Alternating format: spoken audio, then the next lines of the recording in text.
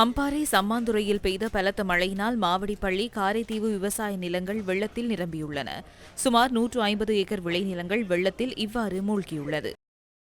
தற்பொழுது குடலை பருவமாகவும் கதிர்கள் வெளியில் வந்து கொண்டிருக்கின்ற இந்த வேளை மிகவும் மோசமாக இந்த வெள்ளத்தினால் பாதிக்கப்பட்டிருக்கின்றது. மட்டக்களப்பு, சின்னவத்தை, ராணாமடு, கல்வத்தை பகுதிகளில் பல வயல் நிலங்கள் வெள்ளத்தால் நிரம்பியுள்ளன.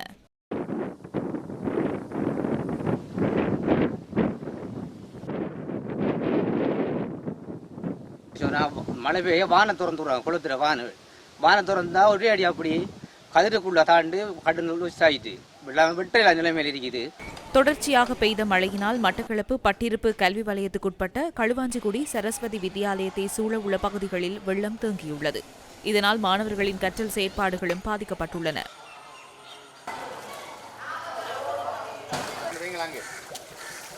மட்டக்களப்பு, முந்தனை ஆறு, மாதுரோயா ஆறுகள் பெருக்கெடுத்தமையினால் கிரான் குடுமிமலை செல்லும் பிரதான மார்க்கத்தில் உள்ள பாலங்களுக்கு மேலாக வெள்ளம் பாய்கின்றது. இதனால் கிரான் பாலத்திலிருந்து புலிபாய்ந்த கல் வரை 2 மேலதிக படகு சேவைகள் ஆரம்பிக்கப்பட்டுள்ளன. கிரான் தெற்கு பிரதேச செயலகத்தின் நிர்வாக நடவடிக்கைகள் வெள்ளம் காரணமாக கிரான் கோரகளிமடு பகுதியில் உள்ள கட்டடம் ஒன்றில் தற்காலிகமாக இன்று முன்னெடுக்கப்பட்டன. பதுளை, ஸ்பிரிங்வெளி, மேமலை பகுதியில் மரம் ஒன்று முறிந்து தொழிலாளர் குடியிருப்பின் மீது விழுந்ததில் 3 காயம் ஏற்பட்டுள்ளது. குறித்த அனர்த்தம் இடம்பெற்ற போது வீட்டில் 11 பேர் இருந்ததாக எமது செய்தியாளர் தெரிவித்தார். மரம் மேலேருந்து வரும்போது இன்னைக்கு இருந்தாங்க. சோஃபா செட்டில் ஒருத்தர் உட்காந்து அப்படியே வந்த நேரம் மரம் வந்துருச்சு. 3 பேர்த்துக்கு காயம். ஒருத்தருக்கு இந்த இடத்துல இங்கே இந்த துண்டெல்லாம் காயம் ஒரு 15 தையலுக்கு மேலே போட்டிருக்கு. பாலு ஹாஸ்பிட்டலில் 2 பேர், கோட்டகோட ஹாஸ்பிட்டலில் ஒரு ஆள். கிளிநொச்சி இரணைமடு குளத்தின் 14 வான்கதவுகள் 1 அடிக்கு திறந்துவிடப்பட்டுள்ளமையினால் தாழ்நில பகுதிகளில் வெள்ளம் நிறைந்துள்ளது. பெரியகுளம், வட்டக்கச்சி வீதியின் புளியம்பொக்கனை பகுதியில் வெள்ளம் நிறைந்துள்ளது.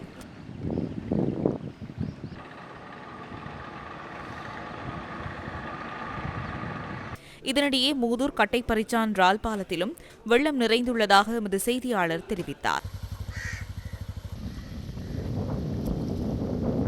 வங்காள விரிகுடா கடல் பிராந்தியத்தில் சுமாத்ரா தீவு அருகே உருவாகி இருக்கின்ற ஒரு காற்று சுழற்சி காரணமாக எதிர்வரும் 18, 19, 20ஆம் திகதிகளில் இலங்கைக்கு மழை பெய்வதற்கான சாத்தியக்கூறு காணப்படும். அதேவேளை எதிர்வருகின்ற 28, 29, 30ஆம் தேதிகளில் மீண்டும் ஒரு காற்று சுழற்சியினால் மழை கிடைப்பதற்கான சாத்தியக்கூறு காணப்படுகின்றது. வடமத்திய, கிழக்கு, ஊவா, மத்திய மாகாணங்களின் சில பகுதிகளிலும் அம்பாந்தோட்டை மாவட்டத்தின் சில பகுதிகளிலும் மழை அல்லது இடியுடன் கூடிய மழை காணப்படும் என தெரிவிக்கப்பட்டுள்ளது.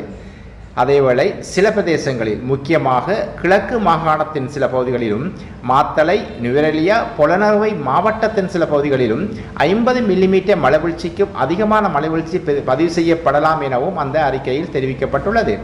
கடற்பிராந்தியங்களை பொறுத்தவரையில் காங்கேசன்துறை முதல் முல்லைத்தீவு, திருகோணமலை, மட்டக்களப்பு, பொத்துவில் ஊடான மாத்தறை வரையான கடற்பிராந்தியங்களில் மழை அல்லது இடியுடன் கூடிய மழை காணப்படும். ஏனைய கடற்பிராந்தியங்களில் பிற்பகல் அல்லது மாலை வேளைகளில் இடியுடன் கூடிய மழை காணப்படும் என அந்த அறிக்கையில் தெரிவிக்கப்பட்டுள்ளது.